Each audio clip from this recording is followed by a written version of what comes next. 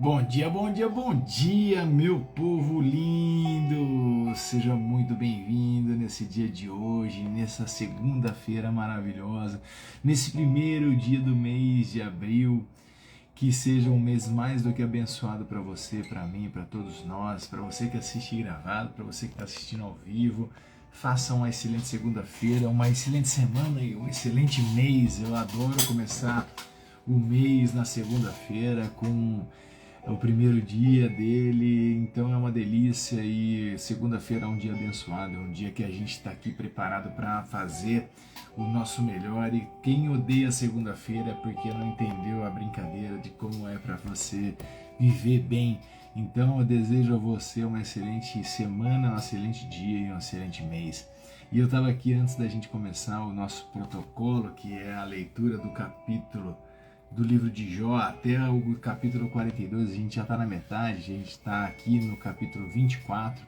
Mas antes de falar sobre o capítulo de Jó, eu quero te contar, né, porque hoje, dia 1º de abril, é considerado o dia da mentira, né? Então esse dia da mentira pega muito, às vezes tem jornais que publicam mentiras, para entrar nessa brincadeira toda. E isso tudo, na verdade, ele começou, o dia da mentira, por uma possível revolta, né, entre as pessoas que se rebelaram contra o calendário, né, que a Igreja Católica ela fez por obrigação lá no Concílio de Trento em 1400 e pouco, né? Eles fizeram um ajuste no calendário, dividindo o calendário em 12 meses, né? Incluindo ali o mês de Augusto, né? Que eram os imperadores Augusto, e Júlio, de Júlio César, né? Que é julho e agosto. Porque você pegava assim janeiro, fevereiro, março, abril, então antes a gente tinha apenas 10 meses e passou a ter 12, então teve um monte de mudança. E o dia 1º de abril eles consideraram o dia que era o dia das pegadinhas, o dia da mentira, porque eles se rebelaram contra o sistema, né? Então essa versão, ela é segundo reza a lenda que o dia da mentira aconteceu por causa dessa situação, dessa mudança do calendário que a gente vive hoje, né?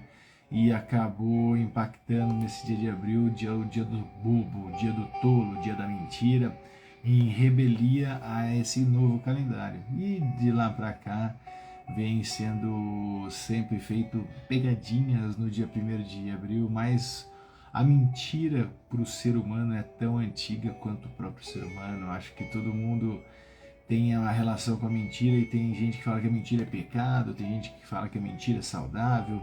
E aí, o que você acha da mentira? E nesse dia da mentira eu só vou trazer verdades, verdades até a página 2 também, né?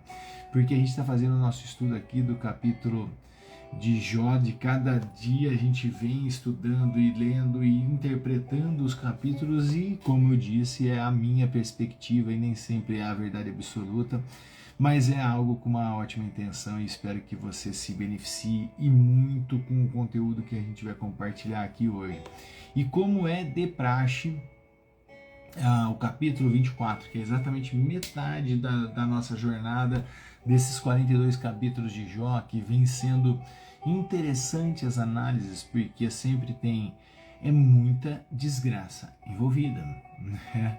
E é muita reclamação, e é muito parecido com a nossa vida, né? O jeito que a gente vive hoje, que é muito mais fácil a gente ficar reclamando do que encontrar as bênçãos. É muito mais fácil achar que tudo é castigo de Deus do que a nossa responsabilidade de levantar e fazer o que tem que ser feito melhor. É muito mais fácil achar que todo mundo tem que nos ajudar do que a gente se ajudar. É muito mais fácil, né, fazer todas essas situações que são extremamente desafiadoras. E quanto mais consciência a gente tiver, mais fácil sim se torna a gente mudar a realidade da nossa vida. Eu vou fazer o que eu sempre faço, peço então que você esteja com a tua mente aberta, seu coração ensinável, o teu ouvido filtrável, para que você selecione aquilo que faça sentido para você, e aquilo que não faz você descarta, mas seja maduro o suficiente. Não é porque você não gosta da mensagem que ela não é boa, e nem ao contrário, não quer dizer que a mensagem é boa e que seja gostosa, né? Então é isso que a gente vai começar a fazer, um trabalho aqui de gente adulta. Vamos separar os adultos das crianças e eu vou começar aqui então na leitura do capítulo 24 do livro de Jó. Por que o Todo-Poderoso não estabelece um tempo? Por que os que o conhecem não discernem o seu dia? Há homens que mudam de lugar os marcos divisórios, apoderam-se de rebanhos e os levam aos seus pastos. Levam embora o jumento dos órfãos e tomam o touro da viúva como garantia de um empréstimo. Obrigam os pobres a sair do caminho. Os desamparados da terra precisam se esconder deles. Os pobres vão em busca de comida como jumentos selvagens no ermo. No deserto procuram comida para os seus filhos. Precisam colher no campo de outros e respingam do vinhedo daquele que é mau. Passam a noite nus, sem roupa, não têm com o que se cobrir no frio. Estão encharcados por causa das chuvas das montanhas. Abraçam-se às rochas porque não têm abrigo. O órfão é arrancado do peito da mãe e as roupas dos pobres são levadas como garantia de um empréstimo. São obrigados a andar nus, sem roupa e famintos. Carregam os feixes de cereal. No calor do dia trabalham arduamente junto aos muros dos terraços da lavoura. Pisam as uvas nos langares e, mesmo assim, passam sede. Os que morrendo continuam a gemer na cidade. Os fatalmente feridos clamam por ajuda, mas Deus não considera isso. Impróprio. Há os que rebelam contra a luz, não reconhecem os caminhos dela, nem seguem as suas veredas. O assassino levanta-se ao amanhecer, mata o desamparado e o pobre, e à noite lhe rouba. Aos olhos do adúltero esperam o anoitecer, e ele diz: ninguém me verá, e cobre o seu rosto. Na escuridão, homens invadem casas de dia e ficam trancados. São estranhos para a luz. Para eles, amanhã é como uma densa treva. Conhecem bem os terrores das densas trevas, mas são levados rapidamente pelas águas. O terreno deles será amaldiçoado. Eles não voltarão para os seus vinhedos. E assim como a seca e o calor levam embora a neve derretida, assim a sepultura leva embora os que pecaram. Sua mãe os esquecerá, os vermes os devorarão com gosto. Eles não serão mais lembrados, e a injustiça será derrubada como uma árvore. Eles exploram a mulher estéril e maltratam a viúva. Deus usará sua força para destruir os poderosos, embora se enalteçam. A sua vida é incerta. Deus permite que eles se tornem confiantes e se sintam seguros, mas os olhos deles estão sobre tudo o que fazem. Eles são enaltecidos por pouco tempo, depois deixam de existir. São rebaixados e acolhidos como todos os outros. Então, quem pode provar que sou um mentiroso ou contestar as minhas palavras? Que está lido o capítulo 24 do livro de Jó. Muito bom dia para vocês que chegaram no meio da leitura. Muito bom dia, muito boa semana e muito bom mês. E a gente aqui vai interpretar agora dentro da possibilidade, né, dessas reclamações, desse clamor, dessas observações feitas, né, sobre as pessoas que são consideradas os ímpios, os pecadores, achando que aquela justiça divina parece que não acontece para ele. Muito pelo contrário. Mas eu digo aqui a minha modesta percepção dessa leitura que eu tenho feito do livro de Jó, para mim soa como se fosse um drama psicológico nosso, como se que estivesse acontecendo dentro da gente. Então, se eu chegar aqui, ó, o assassino levanta-se ao amanhecer, mata o desamparado e o pobre, e à noite ele rouba. Cara, isso daí na verdade nada mais é do que a tua consciência que ainda está fechada para entender que nós devemos, a gente fica muito preso no passado, muito preso no futuro e a gente acaba deixando de fazer o nosso melhor agora. E esse assassino desamparado, que levanta ao amanhecer já é aquela pessoa ansiosa e te rouba ao anoitecer porque você não consegue nem dormir à noite. Então tem diversas sacadas aqui que se você começar a trazer para uma nova perspectiva, você vai ver que a tua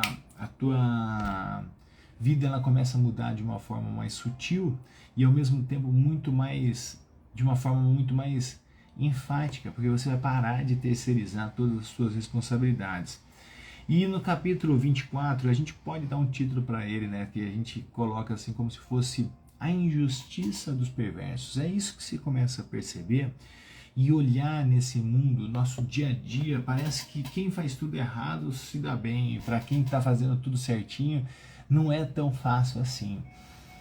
Calma aí, calma lá. A gente sabe que fazer o certo é o que é certo e ponto. A gente não tem que se escorar e se amparar no que os políticos fazem e eles estão fazendo de uma forma errada e nisso a gente tem consequência e eles vão se dando bem. História. Crime organizado se dando bem. História. Tudo vai ter um preço a ser pago e o melhor preço a ser pago é o preço da justiça, a divina e a do homem. Se você não confia na justiça do homem, não tem problema, mas faça o teu melhor. Continue caminhando de uma maneira sensata. Se a gente entender nesse resumo desse capítulo 24 do livro de Jó, ele fica indignado ainda. Por quê? Porque ele era um cara muito justo, um cara fiel aos princípios de Deus e ele vê o que acontece com ele e o que está acontecendo com as pessoas que não eram fiéis como ele. Será que você já não viveu essa mesma dor que Jó? Será que você já não se questionou e não questionou a Deus por causa do que você acha que você é a pessoa mais perfeitinha e não tem nada de certo, de melhor? E você acha que os outros que fazem as coisas erradas estão sendo mais abençoados que você? Eu acredito que isso já possa ter passado, porque eu, com a minha ignorância, minha modéstia e ao mesmo tempo a minha busca de conhecimento, eu cansei de pensar desse jeito, né? Então a gente questiona, quantas vezes já não questionei Deus por que ele permite que outras pessoas se dão tão bem, que nem às vezes eu falo, eu trago um conteúdo tão bacana e às vezes tem 10, 15, 20 pessoas assistindo e tem outras lives que não tem conteúdo nenhum e tem milhares, eu questiono. Mas aí eu volto para dentro de mim e eu penso de uma maneira que eu devo continuar fazendo sempre o meu melhor, independente de audiência. E o mais importante é você que está aqui agora vendo essa mensagem, é para você e é para mim. Então não importa se só é para mim ou para você, não importa se é só para mim que eu esteja falando e para você que depois vai ver esse nosso encontro. Então o importante é que nós sabemos que a gente deve fazer o nosso melhor. Eu faço o meu melhor todo santo dia. Às vezes escorrego, mas eu volto cada vez mais rápido para o jogo. É isso que você tem que entender, é isso que você tem que compreender, é isso que você tem que trazer para dentro do jogo. Para quê? Para que você possa sempre fazer o teu melhor, nem que seja somente por agora. E é de agora em agora que tudo melhora. E se a gente começar a olhar essa parte psicológica desse nosso encontro de hoje, quando a gente começa a confrontar, né, os problemas do mal, da injustiça, às vezes a gente começa a perder até mesmo um pouco dessa confiança de que Deus está cuidando de tudo. Né? Mas a gente precisa aprender que a nossa vista, a nossa mente e as nossas percepções são ilimitadas demais. A gente não consegue enxergar além. A gente não consegue enxergar lá como uma águia enxerga e ela vê que aquilo que está passando é só um obstáculo a ser contornado. A gente acha que aquilo é o fim. Então, como a gente não tem uma perspectiva, uma visão além daquela parede, você acha que é o fim. Calma, tudo tem teu tempo certo. A gente já estudou o livro de Eclesiastes, que é um livro da sabedoria, que inclusive eu recomendo você entrar no meu canal do YouTube E lá tem os livros de Provérbios estudado, tem o livro de Eclesiastes estudado, tem todos os capítulos que a gente vem estudando até agora do livro de Jó. Tem conteúdo para um caramba para você poder ir lapidando a si mesmo internamente e parar de besteira, parar de que a gente deve achar que a gente sabe de tudo ou que tudo de pior está acontecendo com a gente. Isso não é verdade. A verdade é que nós estamos num planeta que precisamos sim se dedicar continuamente, diariamente ao autodesenvolvimento, ao estudo, ao entendimento de coisas que pra gente parecia ser loucura. E quanto mais você estuda, mais claro fica, mas ao mesmo tempo você vê que você não sabe nada. Então, a gente pode sim buscar viver a vida justa, uma vida piedosa, independente das circunstâncias que estão acontecendo ao nosso redor. E quando você começar a entender isso, você vai ver que a tua vida começa a mudar demais. Por isso que eu preciso trazer esse discernimento e esse entendimento para o universo prático. Então você vai viver, vai ter situações que você vai ver que o mal impera, que a injustiça parece que prevalece. Mas isso a gente pode ter a tranquilidade e a confiança de Deus que tudo está no modelo certo, na hora certa, do jeito certo, porque mesmo que eu ainda não compreenda completamente o que está acontecendo nesse caminho, porque o caminho é só uma partezinha da história, você com essa fé, por isso que eu falo muito fortemente, ser positivo é algo que está intimamente ligado com a tua espiritualidade. Porque o positivo trouxa é uma coisa, mas o positivo racional é outra. O racional, ele sabe, é o cara que tem mais fé, é a pessoa que não é trouxa, é a pessoa que tem e vive uma espiritualidade muito forte. Por quê? Agora, aí, você assistindo esse nosso encontro de hoje, seja ao vivo ou gravado, se você prestar atenção em cada palavra que eu estou emitindo agora, somente nela, e se você estiver vendo, olhando as cores que estão envolvidas na tela, você está me vendo, você está me ouvindo, e você ficar 100% focado aqui, duvido que você esteja passando agora pelo pior momento da tua vida. Agora, nesse momento, respira comigo, ó.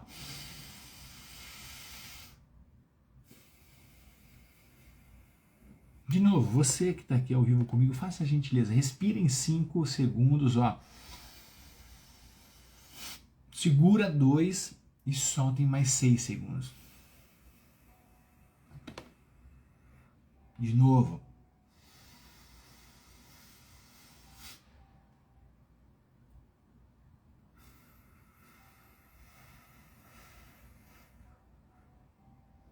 Faz de novo enquanto eu falo, você pode respirar.